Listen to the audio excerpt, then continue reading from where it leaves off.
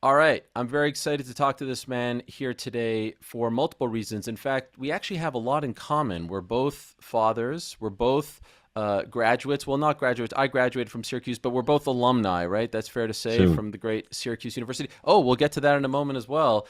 We both love basketball, and perhaps most importantly, we both love mixed martial arts. That's, in fact, how we first met through his love of MMA, and of course, me residing in that world for quite some time.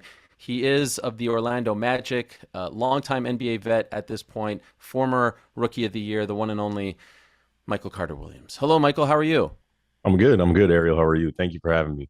Oh, it's a pleasure. And we've actually done interviews before, but usually it's been about MMA and your love of combat sports, your love of mixed martial arts. This time we're going to focus on your basketball career, the actual job, what has made you famous. So I hope you don't mind. Yeah, no problem at all. No problem. You did mention though at the top there, soon to be a graduate of Syracuse. Yeah, I have like two classes left. So Wow. yeah. So I'm trying, man. I'm it's been a long road. So I'm trying to get that degree though.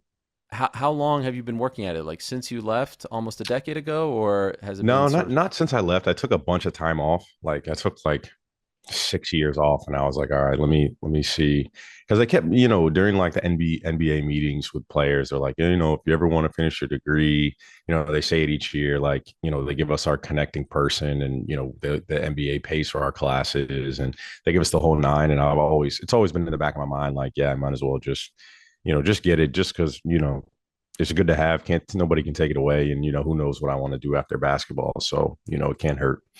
And your degree is? Communications. Oh wow! So Yeah, are yeah, you yeah. are you going in this direction? Do you want to be a media Yeah, guy? yeah. I don't know. It's definitely an option of mine that I'd love to explore. I feel like I don't know. Every year I'm always thinking like something new, or every 2 years I'm in like a different space, or I got another kid, or something's going on. So we'll see. I always I there's a part of me that wants to get in the coaching side as well. So not necessarily need my communications degree for that, but it's just gives me another option.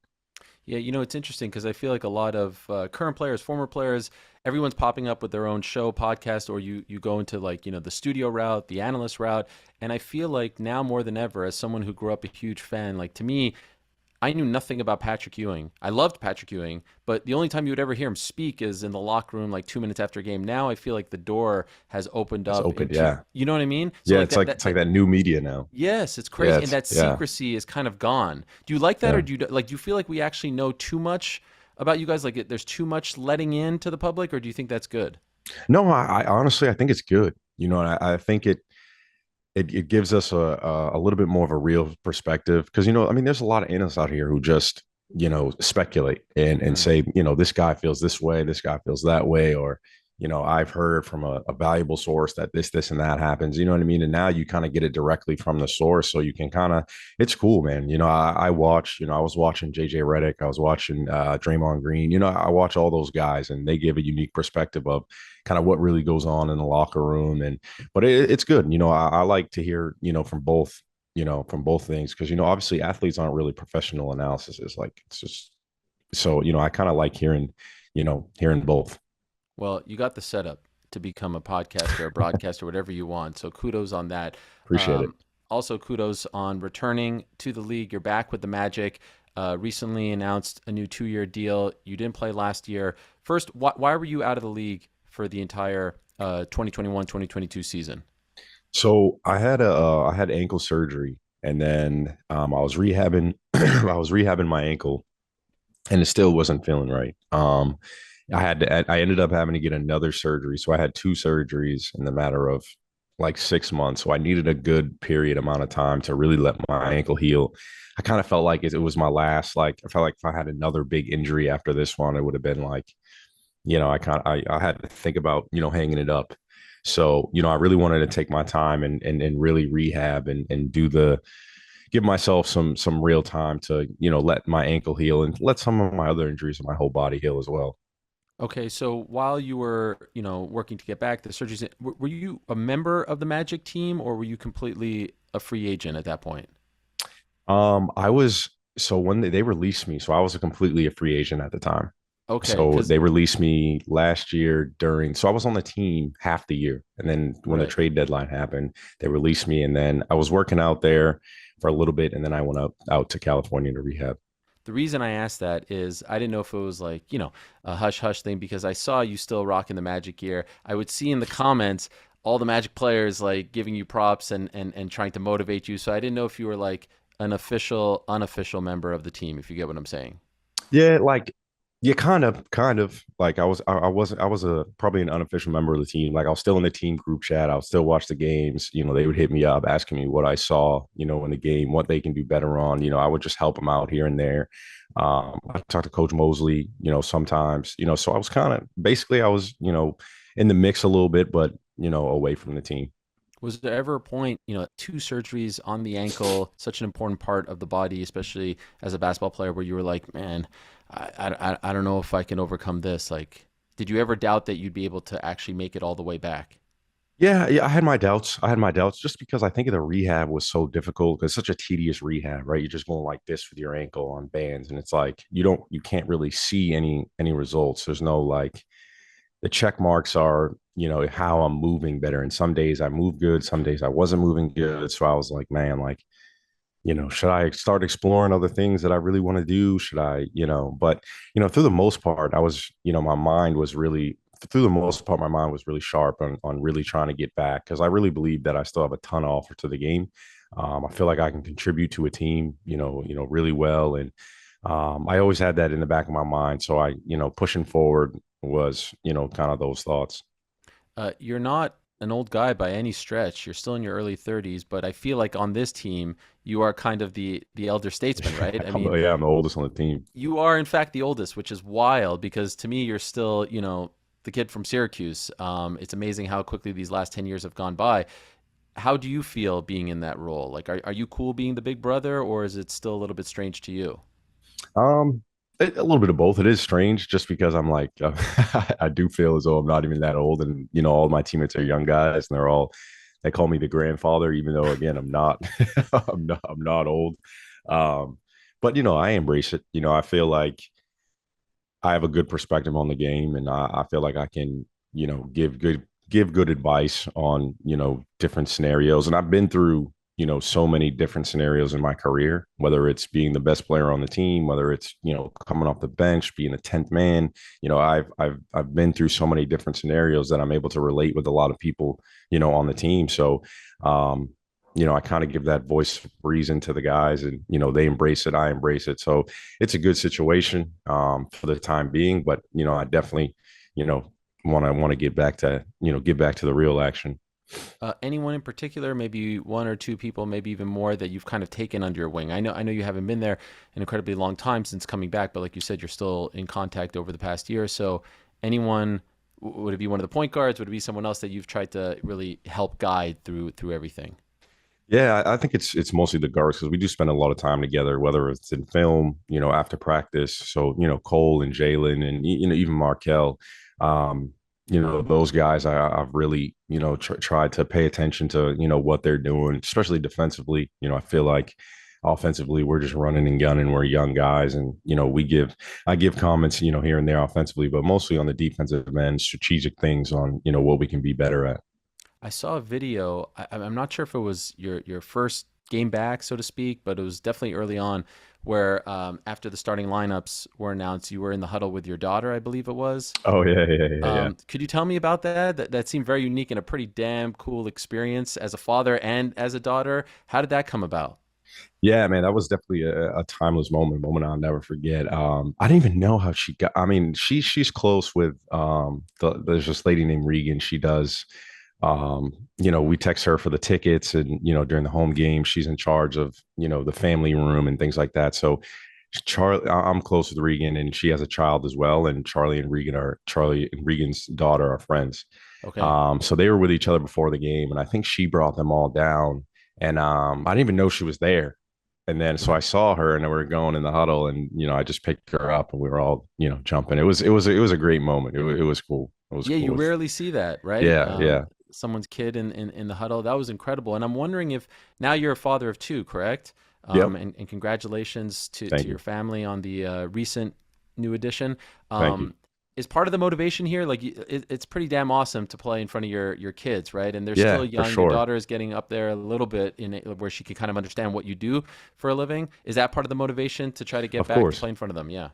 Yeah, yeah, of course. I definitely want to, play in front of my daughter and most really my son too, because he hasn't really seen me Yeah. seen me play on the court. So that's definitely a big part of my motivation.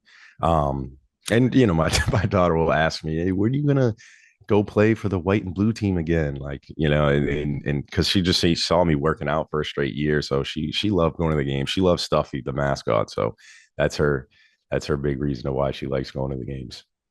Does she practice jujitsu as well? Yep, yep. She actually, when I left to go rehab in LA, she stopped on me because she was her mom, she was giving her mom a hard time. But Oh. she's going to start going again, and once we get a little things routined a little bit more. But she was loving it, man. It was good. It was good for her. What about you? Have you ever done it? Yeah, yeah, I've done it. I took some time off for my ankle, but before that, I probably did it for like a year and a half, like straight. Like it was fun. I love it. I love it. I'm still close with my teacher. He's actually Shaq's teacher as well. He owns a gym called Six Levels. I told you about him with Maya Hill and Yep. he Grant Hill's daughter. Yeah, she's in that gym and she's really good, man. She's tough. She's gonna make a run at it. Yeah, that is I remember her first fight. She got an incredible finish. Is she still showing up? She's still going Yeah, at yeah, it. yeah, yeah. Wow. She had another finish too. She fought up a weight class, and she won too. Ended up finishing the girl TKO. So she's got it in her. Yeah, she's got it. Like I said, great coach John Burks, her coach. She's my jujitsu teacher as well. So they're doing their thing over there. Have you ever talked to Grant about how he feels about his daughter competing in MMA? Yeah, so I've seen like obviously he goes to the events and her mom goes to the events and I've asked him, like, how is it? And he was like she loves it. So, you know what I mean? I give her support. Obviously he gets nervous about it, but that's what she loves to do and she spends a lot of time on it and he's there for the support. How would you feel if your daughter wanted to be a fighter? Man, I don't know. I don't know if I can deal with watching my daughter get hit in the face. Yeah. Like, man, I don't know. I don't know if I could watch that, to be honest, Ariel. Yeah, no, I agree with you. I would not want that to happen or take part in any of that. By the way, when you compete in jiu-jitsu, like, do you have to tell the teams, like, how does that work? Because I remember talking to a player, I won't say his name, and he's like, keep this on the DL. They can't know. Is that allowed? Yeah, I mean, it's a thin line to tread. I think. Okay. Um, I do it mostly for training. Yeah. So it's not like I'm out here competing against guys and giving up knee bars and ankle locks and things like that. Like my training is really, like I said, with my coach. And then there's a few other people that I train with, but everybody knows like, look, I can't really go crazy. I'm just trying to learn techniques. I do have, I go to open rolls sometimes, but everybody really knows not to go crazy. Right, yeah, that would not be smart. And then the teams, I guess, would be upset if, Yeah, yeah. especially with the ankles now, probably best to leave that for when you're done. I was watching an interview with you recently that you did while you were in the bubble. It was with Bob Ryan and Jeff Goodman, and Hmm. you guys had a nice little run there. You were playing great in the bubbles. It's kind of a depressing thing to rewatch, to be honest, because of the questions that are being asked. Because this was like July of 2020. But it was actually a very fascinating look into your life, and I wanted to explore some of this if you didn't mind. You were talking a lot about mental health, and this is something that is very near and dear to my heart. I've talked about it as well, about overcoming things and being more open. And more players, especially in the NBA, have been talking about it. But some of the stuff that you were saying, I had not known about just kind of the ups and downs and feeling down when you were out of the league and the injuries and the expectations and whatnot. And so just curious, like right now, obviously it seems like things are good. You're back. It's been a long road back. How are you dealing with that? How is the mental side of the game for you? Yeah, I mean, it's tough, right? Like I said, kind of earlier in this interview, I've been through so much in this league. Like I've been at the highest of highest, I've been at the lowest of lows, having, DMPs, you know what I mean? So like I think since I've been through so much, I've learned how to train my mind to be okay in any situation I'm in, and know that there's a bright side, and know that there's, that my current situation doesn't last forever. And so, it's taken a lot of work. My mental health has been something that's been up and down, and something that I've, had to get work on. I've had to get help. Um, and it's something that, a lot of people go through, and people don't really, take it as serious as it should be. And you don't really, for at least for me, I didn't really know kind of what was going on with my mind, for a long time, and to take me to realize that I really needed to be like, okay, I really need to get my mental health intact, because the way that I think isn't necessarily healthy. And so, fast forwarding until now, um, I definitely enjoy the moments that that I have that are good, and a lot more, because I know that things can change quickly, and if things do change and you're in a situation where you kind of don't want to be, I've kind of given myself, I've learned ways to get back into that space where I could make myself succeed. So, I'm wondering, is this something that has been kind of a constant theme in your life, or was it only once you got to the NBA and things were going up and down that you felt like it was a real issue that you had to deal with? Yeah, I think that when I growing up, I really didn't have too many issues with that, and kind of things were not just per se easy in my life, but there's a lot of good moments. High school, I was top 25 in the country. I was in the McDonald's All American game, the Jordan game. There's a lot of good things to focus on. I was trying to get to college. I was getting scholarships left and right. Syracuse was probably the first time in my life where I've really faced some real adversity, on the mental side, just because I had been playing basketball my whole life. And then, my freshman year, I wasn't, kind of playing at all. So I didn't really know how to react to that. Um, but yeah, I think that was the first time I really felt some real adversity. And then the next year was great. And then obviously my rookie year was, one of the best times in my life. And then, things got, a little bit, choppy, and I had to learn how to deal with different situations. When did you start thinking that you needed to talk to someone? Because like early on, when someone is feeling a certain way, you don't talk to, you're just like, all right, I'll get through this, right? But then it kind of reaches a point, a boiling point, and then when did that happen? I think my tipping point was in Houston. I had gotten released from Houston. It was the first time of me getting released to a team. I had issues internally with, I think Tia was my fiance at the time. She's my wife now. So she ended up, we had she was young. Charlie was a newborn, and, she ended up leaving. So I was in Houston by myself. I got released from the team. So that was like my lowest of low. And I was like, kind of like, damn, like, where do I go from here? Like, not only, for a job, but, what in my life, who do I want to be? What goals, what morals do I want to have for myself? And, I really had to choose, and really had to commit, and, really had to get some help, in, the choices that I was making and the things that I was doing, really had to be like, okay, I really need to sit back and really do things for myself, so that I could treat the people around me correctly. So, you're out of the league, you're released. The mother of your child and your girlfriend is gone, like not a Gone. part of your life. Not a part of my life. I mean, of course, we had a child together, Sure, so, but but you guys weren't together. we weren't together romantically. No, Wow. And for how long did that last? that lasted for about a year and a half. Wow. We weren't together. Yeah, And yep. how did you deal with that? That was hard. Like I said, that was the hardest time of my life.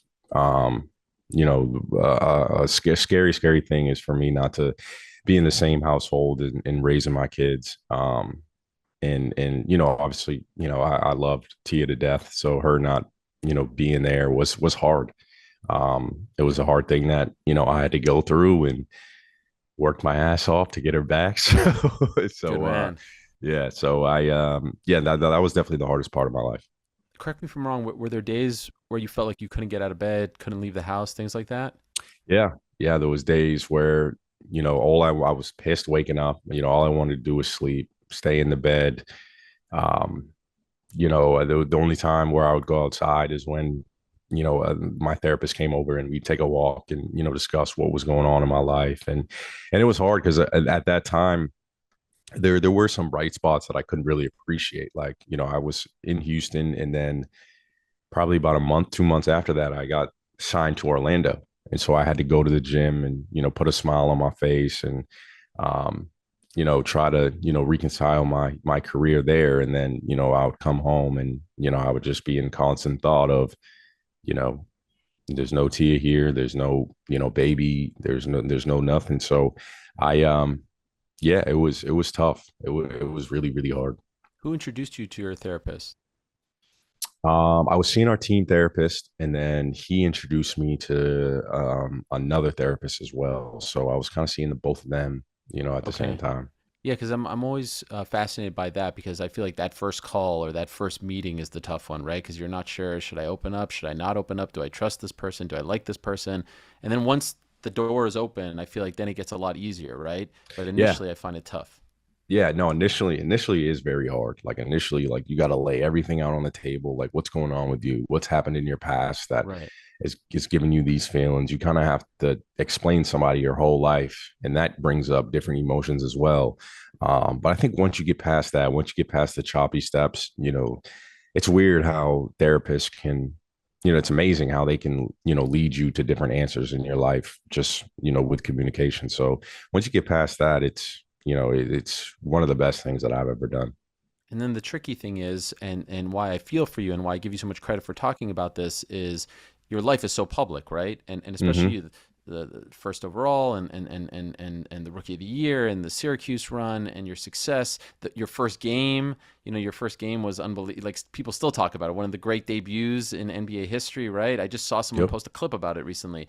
And so, is there any sort of like any sort of shame, any sort of embarrassment to come with that? There used to be, I used to always, constantly worry about how people judge me or, how people, judge a role on my team.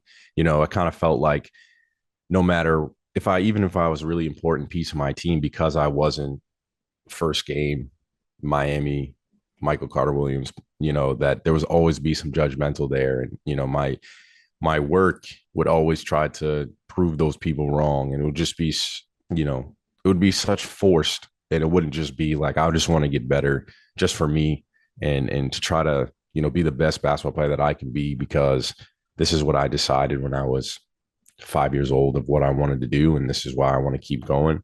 So that there are moments where I think like, dang, like people are just going to harp on this because it's a negative thing in my life or it isn't a positive thing in my life. And, it's going to be out on Front Street and people are always going to have to comment on, what it is that, I'm doing or, how I'm performing. But nowadays, man, I don't even it doesn't even bother me, not a single bit. Like you can say what you want. I guarantee you the things that I go through is probably some of the same things that you go through. It's just not on Front Street. And I'm not here to judge you. And, since I've had that attitude, there's been a lot less things that I feel like that even come to me, honestly.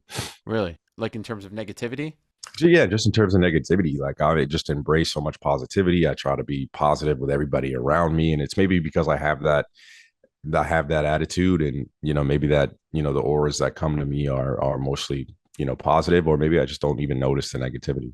And by the way, I screwed up. I blocked it out of my brain, but Anthony Bennett was first overall the year you Hmm. were Yeah, it's drafted. it's all good. Um, I'll take the credit though. It's all yeah, good. fellow Canadian. God bless Anthony Bennett. Would love to talk to Right. him too. I hope he's doing well wherever he may be. But you were the rookie of the year that year. And I'm like, I remember when Philly traded you to Milwaukee that following season. That was shocking as a fan. Do you remember where you were when you got the word? Did you have any idea that that was coming? No, I had no idea. I remember where I was though. It was me and my two friends. We were driving. I don't know where we were going, but I remember I was in the car and we were driving in Philly. And I remember I was like, man, this like jokingly, I was like, oh, there's only like 8 minutes left in the trade deadline. I'm like, I'm good. And then I get a call from my agent and I'm like, no way. Like even just looking at the phone ringing, I'm like, man, answered. You're being traded to Milwaukee. Jason Kidd wants you. And then I was kind of shocked and I was like, man, because like I was in meetings with like uh, Steve Hinkie and I mean Sam Hinkie and Coach Brett Brown about where our team's going from here, and they're asking me opinions on this guy and this guy and what we're trying to accomplish, and things that I never even asked for that I was being a part to bring to be part of. So for me to get traded, I was totally blindsided. I didn't know what was going on. When something like that happens, do you speak to management? Like, do you speak to anyone and be like, "Yo, like, what happened here?" Or do you just like, how does that work?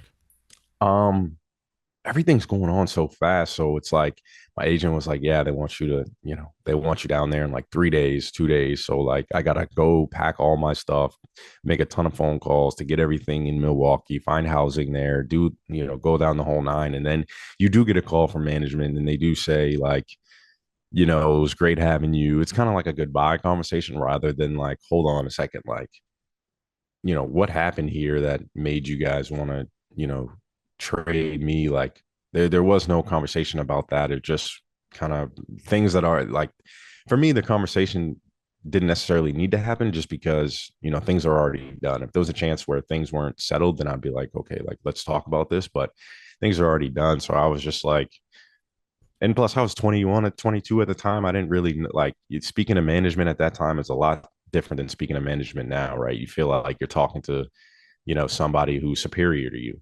Right. Did you feel betrayed?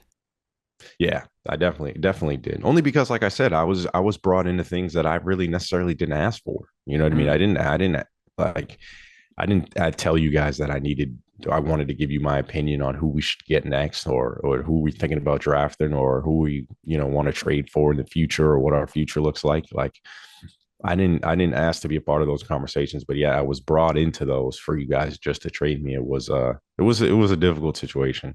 And you were kind of like one of the first building blocks of the trust the process era, right? Yeah, yeah, And yeah. then like in a flash, you're gone. I could imagine you having some kind of like salty feelings towards them. Like, what the For hell? sure. For sure. I definitely was. And especially because what I've already had went through all year. Right. I'd be willing to bet any money that I had the most teammates ever in a year. So I That was rookie already season. frustrated. Yeah, that rookie season. Yeah. So I was like, man, like everything that I've already went through, all the losses, all the new teammates, all the changing going on, and still stuck by, still try to play my ass off every single game. Try to stay positive in the locker room through all the losing, and then yeah. So I definitely did feel betrayed. You mentioned your agent calling you. That wasn't your mom, right? Your mom No, at one point she was no your manager, she, right? she yeah, she was my manager, And but how long was she your manager for? um man, she was my manager for a while, probably like 7 years. Probably no, probably less than that, probably 6 years. Oh, 6 years in the NBA? Yeah, 6 years in the NBA. And what was that like? You don't hear that quite often. I mean, there was definitely some good parts about it. Obviously having your mom as, your manager, there's some down moments as well. But for the most part it was good, man. She really helped me save a lot of money.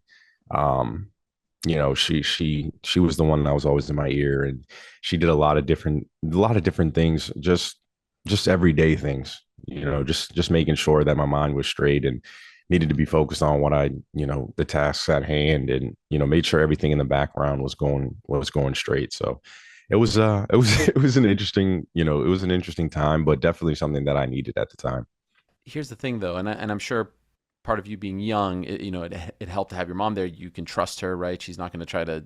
But then, at what point, like, how do you have the conversation that you're going to go in a different direction? That's your mom at the end of the day. How does Yeah, that yeah. I happen? mean, it was tough. It was hard. It was hard. I mean, I think it was more she had so much going on herself. Like we started MCW Stars, and that got way bigger than, we ever even thought about. It's an AAU team. We have like 12, 13 girls teams and a couple boys teams as well. But Wow. so that got, really big, and she started basically, I can't remember the word, but giving advice to parents about, the process for college girls. And so she would have meetings all day, and I was just like, look, mom, like you got a lot going on yourself. You need to give yourself some more time, at least some free time. Like I'm at the age where I can find somebody who can be my manager and help me out and do the things that I need to do. Like it wasn't a bad thing at all. It was more of a, she just has a lot on her plate and she needs to, kind of focus on that. Okay, so you guys are cool. Didn't ruin Oh the yeah. relationship. Oh no, no, not at all. Okay. It's mom forever.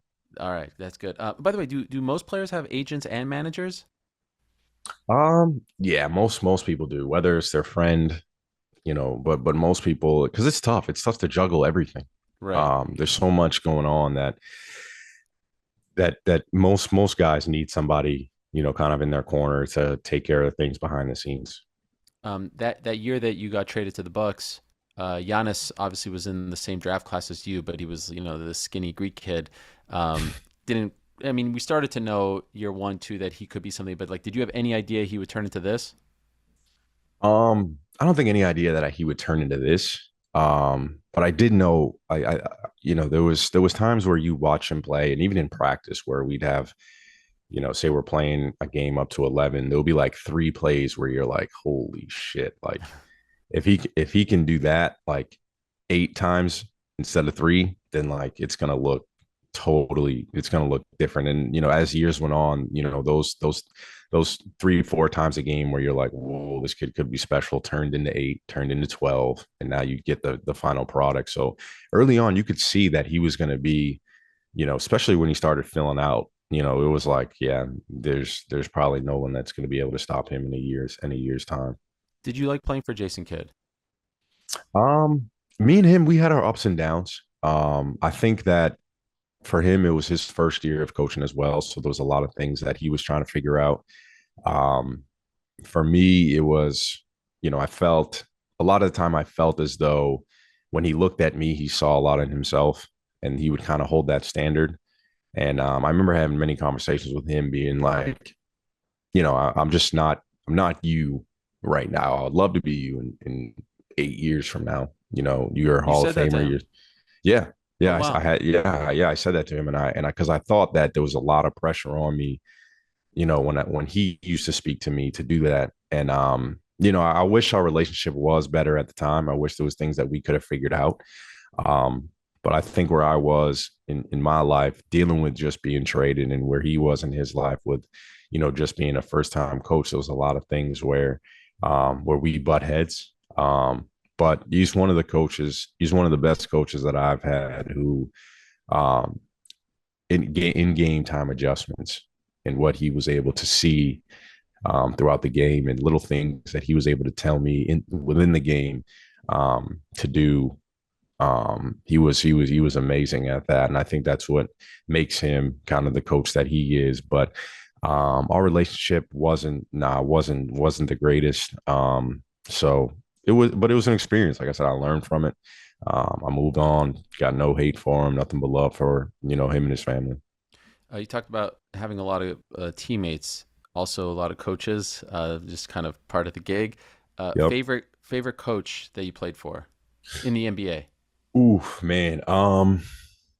excluding your current coach, because I don't want to get Excluding, you. yeah, excluding my current coach, I would probably say Coach Clifford. Really? Yeah, having him, as a coach, me and him, I still talk to him a lot. He's probably the one of the best coaches I've ever had in the Why NBA for him? sure. I just think that when he's honest, he's brutally honest. So you always know where you're at, mentally, what in terms of playing time, in terms of what you need to do to play. Um, I think that he's a defensive coach. I'm a defensive player, so we mesh well there. I think he respects, what I bring to the game. And it's in today's game, it isn't, the defensive guy isn't, you know, it's not a really respected position on the team. So I think those things are his honesty, his integrity. He works hard. He works hard every single night. So like he's after the game, he's upstairs, watching the game. He's in the gym till 12, first one there. So I respect his work ethic, and him and I, we had a ton of conversations, outside of basketball, just about life in general. He's a New England guy. He's from New Hampshire, Maine, and so we've had a bunch of conversations. We know a lot of the same people growing up, and yeah, so he's probably my favorite. Was there ever a situation that obviously the Philly one was a little bit different, but that you were feeling good, you enjoyed, and you were like, man, I don't want this to end, and yet the business of basketball, you don't really get to choose where you go unless you're a free agent. Like, was there one in particular that you were happy about, leaving, and also really that conversely, that it was really really tough to leave the situation. Yeah, I mean, even in Milwaukee was hard to leave. You know, Really? being traded to Chicago, that was hard. You know, I mean, I didn't have the best relationship with my coach at the time, but I think that, the guys that we had there, me and Giannis, like I say, he's still one of my best friends still today. That was really hard, leaving in. We put so much time in the gym together. Every night, after practice, after games, shooting together, working out, lifting. Um, we put a lot of time in, and we could see that things were going to be good. We had myself, we had Yanni, we had Chris. I mean, look, I mean, they went on to win a championship, Sure. years later, but you could see that core group together was, something that's special. We had great moments. We beat Golden State when they were undefeated for a while. We were like 21-0. Like we beat them, at home. Like we went to the playoffs. We had a good series against the Bulls. Like there was just things that, we looked forward to and being like, damn, one day I hope together, we're able to be on a team where we can do things like Golden State, we can do things like Cleveland. And so, that was tough. That was tough to leave that situation. Man, I can't imagine. You just get a phone call of saying you have to pack your life and But yeah, leave. that was like we had just finished up training camp. That was like after it was our last game of preseason. So I had no Jeez. training camp with the Bulls. I had no preseason with the Bulls. I was walking into a situation where we had like four guards on the team. Um, and so I was new in that team and didn't know any plays, had to relearn everything really fast. Like, training camp and preseason is where you really get acclimated, into your teammates, into the coaching staff, into the plays. You kind of set, who's going to be what. And so that was tough. I was thrown into a situation where it was I wouldn't say impossible to succeed, but it was tough. Was that the Dwayne Wade Bulls? That was D Wade, Bulls, Dang. Rondo, Jimmy Butler. What was that? What was Yeah, the Dwayne Wade Bulls like? that was a crazy year, man. I couldn't tell you. That was a crazy year. I mean, it was yeah, it was it was a weird situation. Like we had Jimmy, D Wade, Rondo, Taj Gibson, like a bunch of old guys, and we Yeah. had Fred Hoiberg was his first year of coaching. Right. So and we had Rondo. So it was a bunch of guys that have been there for 12 plus years, and then a rookie head coach. Couldn't have been easy for him just by the situation given. And so there was just a lot of situations where I was just like, I'll never forget these. Really. Were you happy when Yeah. that one was over? Yeah. Yeah. Yeah. I mean, that was just a lot. There was just a lot going on. Like I needed to go somewhere where, there wasn't so much going on, and, we could just focus on basketball. Excluding the current squad that you're with, best locker room that you've ever been a part of, where it just seemed like everyone were there, everyone was friends, tight, enjoy. There was no like one lone wolf type. You know what I mean? Like no Yeah. I, Black I, Sheep, I no would think I Panther. would, yeah, yeah, Charlotte for sure. Really? Yeah, I had Marvin Williams, Kemba Walker, Jeremy Lamb, Frank Kaminsky. Those guys are. I still talk to those guys to this day. Like we had an unbelievable locker room. There was just like our guys that have been there for a while. Our leaders were Kemba and Marvin Williams, and those are probably the two nicest dudes I've ever met in the NBA in my life. Wow. Yeah, Like what makes them so great? Just like good teammates, humble guys. great teammates, humble human beings.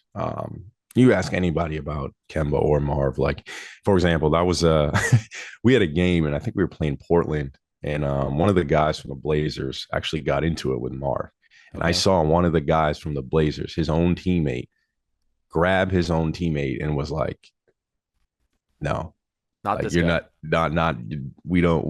we're not doing that." Like Marv is just like one of the best human beings that you can meet. And Kemba's the same way. Kemba's the same way. Nice to everybody. Doesn't say I'm one of those people who doesn't say a mean thing about anybody, no matter what. Both of them. And yeah, I mean, I'm not even like like I'm not even like as what I mean. I've had my fair share of things between people, but those guys they don't say a word. I really wanted it to work out with Kemba and the Knicks. I wanted that to work out for him. I thought it would like to have a New York City point guard on Yeah, the Knicks would have been so great. that would have been great. Yeah, it seemed like everyone liked him, but just one of the maybe a few years too late. And so it's great that you still keep in touch with a lot of these guys, Oh and yeah. that's amazing. So like that's probably, obviously you want to be playing, you want to be, but just getting to see them still and go from, city to city, arena to arena, that has to be part of the fun as well, right? Oh yeah, for sure. I'm always, going from city to city, checking in with guys, going to dinner with, different teammates that I've had in the past. It's great. Like I said, through basketball, I've met some of the best people, some of my best friends, and I'm always keeping in touch with them. I went to Marvin's wedding. I think it was 2 years ago, Marvin Williams' wedding, and Kemba should be getting married soon. So Nice. yeah, yeah, As yeah. far as guarding people, like you said, you take pride in your defense. Who's one guy that you always like? You felt like you got up for? Like I want to freaking stop this guy. Like I like the I challenge think of going. Steph. Really, Yeah, Steph. Yeah, and he's probably the hardest guy I've probably had I could the hardest imagine. point guard I've ever had to guard. Um, but yeah, no, his game was. I mean, you just know like there's no like because you can't relax ever. So Yeah, I'm always like I got to be up for this game. Like I got to be ready to move. I got to be ready to run. Everywhere on the court, and um, it's been fun, man. I mean, I've had not even in a talking trash type of way. Like I've had some good success against him, and just to know, it feels good to know, like, dang, the best player in the world in my position, I'm able to, have some success against. It's like that's what I've worked hard for since I was, a young kid, and to do that, um, is it's something to be proud of yourself for. absolutely. Do you have a favorite game, a favorite moment? Um, yeah, probably my favorite game is probably when we did beat Golden State when I was in Milwaukee. It was just a game that, together of our whole team, we were like, man, like this is just a great opportunity to do what, to make a little history, to stop their streak. And they were obviously rolling. And we were, we had our whole crowd was in t-shirts of 21-1. Like there's just the whole environment was just awesome. And we just played such a great game together as a team, where everybody contributed and did the right things. Is probably my favorite game, and it's probably it has a lot to do with them being 21-0 at the Right. No, time, of like course. for sure. Just a couple more things, and I'll let you go. And I really appreciate Yeah, your yeah, no time. problem. Thank you so much. Could I ask you about John Morant and your take on the situation? You know what it's like to have everyone watching you, and obviously his situation a little bit different, and you never got into anything like that. But I feel like most people think that he'll be able to turn things around, and this is just a bump in the road for him. But when you're seeing it from the outside looking in, and I don't know if you have a relationship with him, what comes to mind? Yeah, no, I don't know. I don't have a relationship with him. I don't know him just by, I only know him just by playing. Obviously it's a tough situation for him. He's made some immature choices. I think he'll be fine. I think he'll learn from it. He'll move on. Um, coming from, Murray State, coming from, being the underdog, and proving everything that he's proven.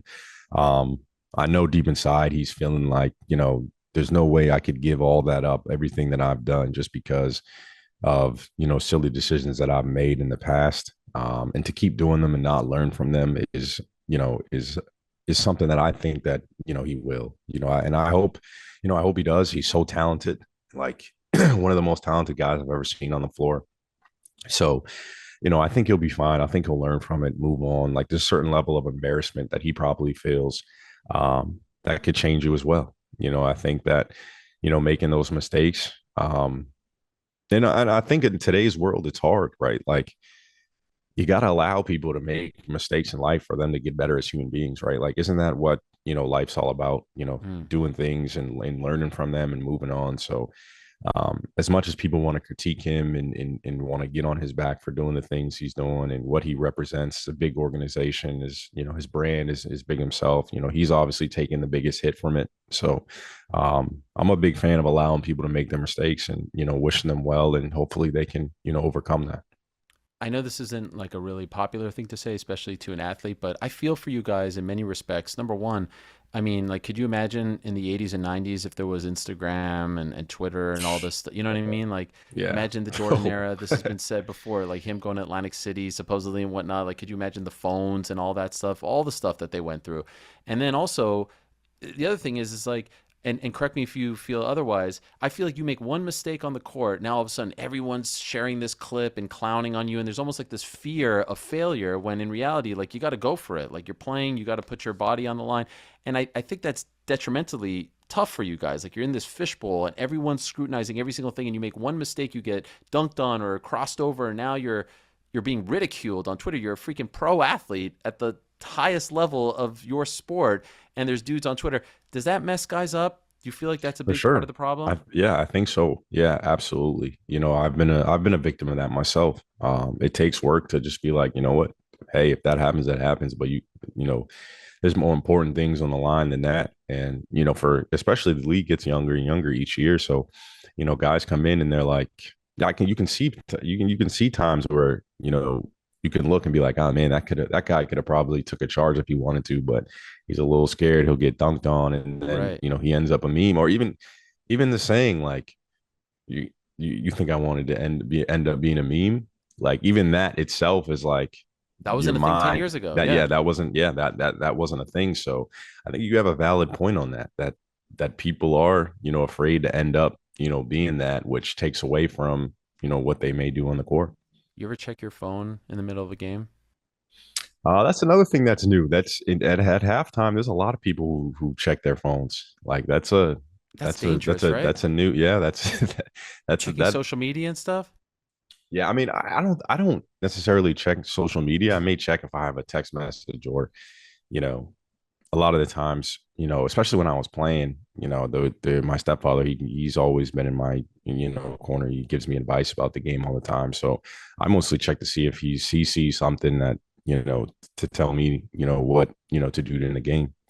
Okay, but people you don't think young guys are checking Yeah, they Twitter? probably do. They Yeah. probably do. And then you Yeah, get I'd be hate, and willing to that's got bet. to mess you up, right? Yeah, I yeah, mean, it messes me up. absolutely. I do a show and I'm checking Twitter, and all of a sudden I'm like, God, I Yeah. suck. I'm the Well, didn't worst. well didn't Steph say that he kind of uses that as motivation? Like he'll I check guess, but his he's his just a his different breed. I mean, I would like want to like yeah go into a ball in the corner and cry. Some of yeah the yeah weird yeah. shit that you guys get. I mean, yeah, just proving the point that it happens though. Yeah. Right. I hate that. Jim Boeheim, no longer the coach at Syracuse. You played for him. Are you surprised to see him go at this point, or do you think that it was time? I do think it was time. Um, he's been there for what, 47 years. He's seen everything. He's done everything you could accomplish. Um, he's getting up there in age. Not to say that he couldn't coach, the next 5 years, but I think that, I think when your time is over for something, it's over. And I think having Coach Autry coming in and having GMAC as the head one assistant is they're gonna do well. I think they're gonna bring a new energy to the team. Um, they've had Syracuse had some down years the past couple of years, so I think it's time. I think it is time for a change. And he's done. Obviously, it's you could go on and on what Coach Boeheim has done for Syracuse. So, but yeah, I do think it is time for a change. I saw you wrote a nice post in honor of him. Do you still have a relationship with him at all? Yeah, yeah. I mean, like he's older, so he doesn't he doesn't use Yeah, yeah. his phone that much. But me and I definitely send him a text. Um, I probably talk to him every couple months, just checking in, saying what's up. I'd send him a message as well, just a thank you and congrats on retirement. He's got kids now too. His kids, Jimmy and Buddy, and baby girl too. They're all out of school, I believe. His daughter might still be in college, but the rest of them are, out of college. Speaking of people watching, like I heard like like he's a junkie. Like he watches everything. So would you get texts from him in the middle of games as well? Like he's watching No, you. no, He doesn't do that. no, he doesn't do No. that. Okay. All right. All right. I just and now you're getting an up close look at Paolo Banchero. Your thoughts on him? And I think he's going to be really good. Like he doesn't even know how good he is right now. Really? So, and the things he does and the way he does, things you know, are beyond his years. I think like he gets 20 a night and he doesn't even get easy bat. He gets some easy baskets, some games, but like consistently, he doesn't get those easy ones that he can get. Right. And he still gets 20 a night. I think he's going to be really, really good. Does that remind you at all of Giannis in a way? I know. Maybe Giannis was a little bit more Yeah, I think Giannis. unrefined. Yeah, Giannis was definitely more raw than he was Right. than Okay. than he is right now. He's more skilled than Giannis was at at 19, 20 years old, I think. Crazy. And I had read that you're a big time reader. Are you still reading? Yep, still reading. What are we Yep. reading? I just finished up a book. It's called I think it's called The Motivation, I believe. I can't remember Okay. who writes it, but it was like the motivation and meditation. It was no, I'm sorry, the visualization. That's what it's called. Okay. Visualization. It was a visualization book. It was good. It was good. There was a lot of good tactics in there, a lot of good things to, to teach me, how to visualize, and the different exercises in there that, that I'm definitely, excited to try out. So those are the kinds of books that you're reading. Are they Yeah, all like yeah, yeah. self-help ones?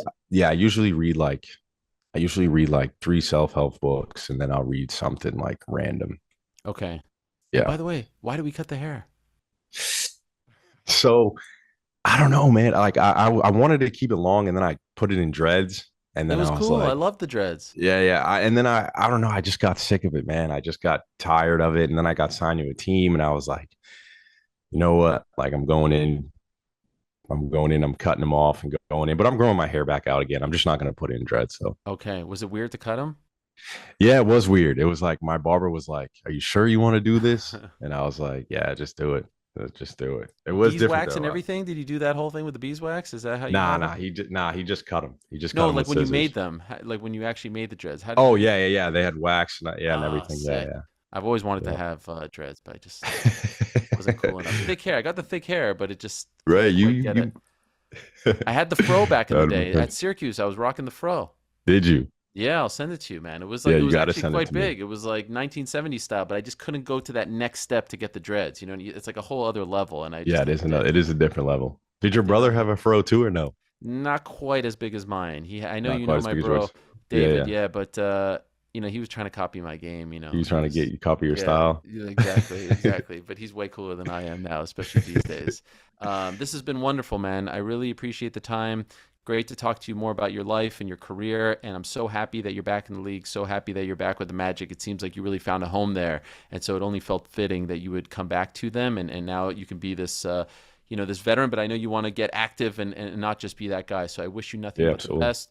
And I hope you remain healthy and we get another 10 years of MCW in the NBA. That would be tremendous. Yeah, Thank you that would so be much for awesome. doing Thank this. you. Thank you, Ariel. I appreciate you having me.